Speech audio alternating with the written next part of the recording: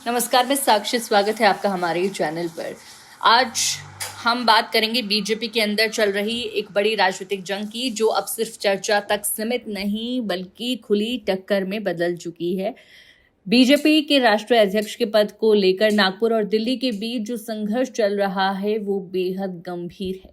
नागपुर की तरफ से ये साफ कर दिया गया है कि पार्टी का राष्ट्रीय अध्यक्ष वही होगा जो संघ का नजदीकी होगा, चाहे ये दिल्ली के नेताओं को पसंद आए या नहीं। ये पहली बार है जब मोदी और शाह की पकड़ को इतनी सीधे तौर पर चुनौती मिली है। मोदी शाह की रणनीति अब फेल होती नजर आ रही है, क्योंकि बार बार चुनाव टालने के बाद उन्होंने बीच का रास्ता निकालने की कोशिश की कि एक ऐसा नेता चुना जाए जो संघ के नजदीक हो और उनकी ही सहमति रखता हो। इसी कड़ी में शिवराज सिंह चौहान का नाम सामने आया है और वो मोहन भागवत से मिलने भी गए, लेकिन भागवत ने स्पष्ट रूप से कहा कि संघ का निर्णय तय है और इसे बदला नहीं जाएगा। इस बात ने मोदी और शाह के लिए एक सीधा संदेश दिया कि उनकी मनमानी नहीं चलेगी।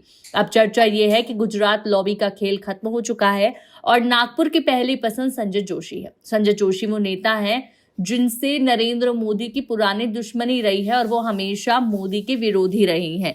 मोदी ने हमेशा जोशी को किनारे रखा, लेकिन अब जोशी नागपुर की पसंद बनकर उभरे हैं और यदि वो अध्यक्ष बनते हैं तो इसका मतलब होगा कि बीजेपी का असली नियंत्रण नागपुर के हाथ में होगा। दिल्ली दरबार की भूमिका सरकार तक सीमित रह जाएगी। ये बदलाव मोदी और शाह की 11 साल पुरानी पकड़ को खत्म कर सकता है। यहाँ तक कि मोदी और शाह दोनों को इस्तीफा देना पड़ सकता है। इस पूरी लड़ाई का असली मतलब ये है कि बीजेपी का भविष्य अब दिल्ली से नहीं बल्कि नागपुर से तय होगा। जैसे ही संजय जोशी अध्यक्ष बनेंगे वैसे ही मोदी शाह का दौर खत्म माना जाएगा और गुजरात मॉडल इतिहास का हिस्सा बन जाएगा।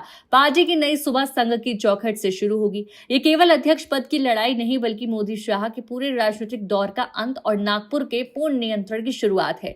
उपराष्ट्रपति चुनाव के समय ये राष्ट्रीय अध्यक्ष का चुनाव भी हो सकता है, जो इस पूरे संघर्ष को और रोचक बना देगा। देखना होगा कि क्या इस बार मोदी शाह ने मोहन भागवत के सामने टक्कर लेकर कोई बड़ी गलती कर दी है और क्या संजय जोशी ही पार्टी की कमान संभालकर उन्हें पीछे कर देंगे। आप इस मुद्दे पर क्या कहना चाहेंगे? कमेंट सेक्शन में अपनी राय जरूर दीजिएगा।